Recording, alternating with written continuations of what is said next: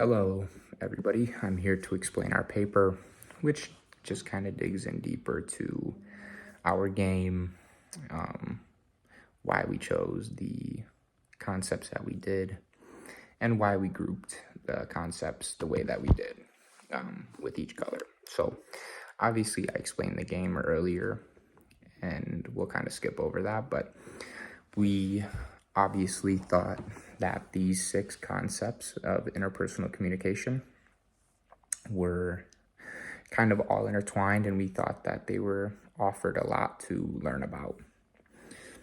Excuse me. So, obviously, we chose empathy, miscommunication, hyperpersonal, and mediated communication, as well as listening and family communication.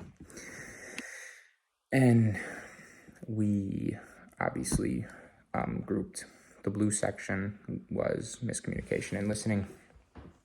So miscommunication and listening kind of go hand in hand.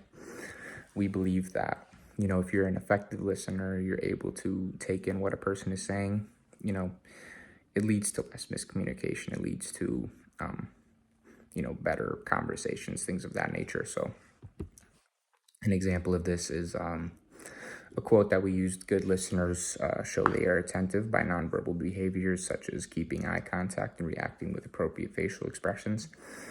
That's an example of a question that I didn't mention. So what are different nonverbal cues that show someone is listening? What are those? And that's one of our questions that we added within the game. The green section is hyperpersonal and mediated communication. Obviously, these go hand in hand with one another. Hyperpersonal communication shows why mediated communication is advancing more than face-to-face conversation or communication is. So obviously, mediated communication, we talked about that in the game. And we talked about, in our paper, we talked about social media and how that's a form of mediated communication, which is also another good question. What are 3 different types of mediated communication? And communication was another question. What is hypercommunication? Hyperpersonal communication, I'm sorry. And basically we talk about how it's a growing concept within mediated communication. And lastly, we talk about the red spaces that are empathy and family communication. So obviously, empathy is the ability to recreate another person's perspective and experience it from their point of view, which is another question in our game. Within interpersonal communication, empathy is a vital component to communicating. And we think that with empathy, family communication is very kind of goes, some of the concepts can relate to one another.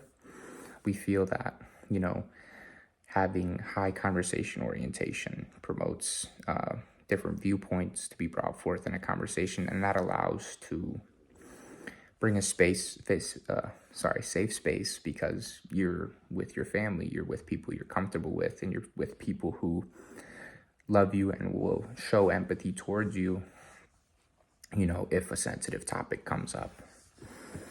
Lastly,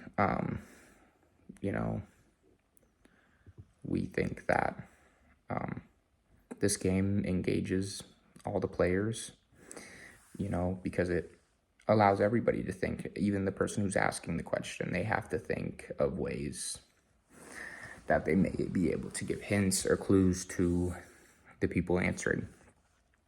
And, it can allow you to become more open about your experiences while you're playing, because it opens up conversations. People might use, for example, given the examples of mediated communication. Somebody gives an example that they've been through before, and it opens up a conversation about, what the person has been through, and others are able to add to those conversation if they've had similar experiences, or they learn something new from somebody who they're playing the game with. So we like our game. We think that it's fun to play, and we think that we offer a lot of different